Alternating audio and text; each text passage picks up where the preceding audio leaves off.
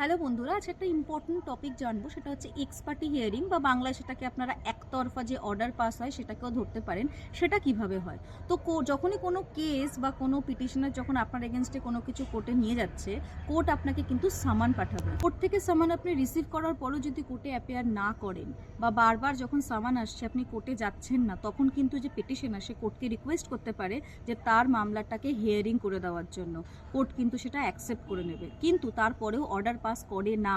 Hearing accept করার পরেও কিন্তু কোর্ট আপনাকে আবার ফার্দার নোটিশ পাঠাবে বা সামান পাঠাবে যে ইনফর্ম করার জন্য যে এবার আপনি কোর্টে আসুন, নাহলে কিন্তু আমরা মামলাটাকে রায় দিয়ে দেবো বা অর্ডার পাস করে দেবো।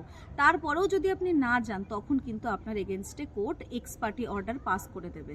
তো এরকম কোনো সামান যদি আপনি রিসিভ করেন বা কোর্ট থেকে যদি আপনার কাছে কোনো নোটিশ আসে, অবশ্যই আপনার কোর্টে যাওয়া উচিত এবং আপনার বক্তব্য রাখা উচিত। তো এরকম যদি কিছু আপনার সাথে হয়ে থাকে, আজকেই আপনি আপনার অ্যাডভোকেটের সাথে কনসাল্ট করুন বা কোর্টে গিয়ে অ্যাপিয়ার করুন, নাহলে কিন্তু আপনার এগেনস্টেও এক্স পার্টি অর্ডার পাস হয়ে যাবে। এরকম আরও ইনফরমেশন জানার জন্য আজকেই আমাদের চ্যানেলকে সাবস্ক্রাইব করতে ভুলবেন না।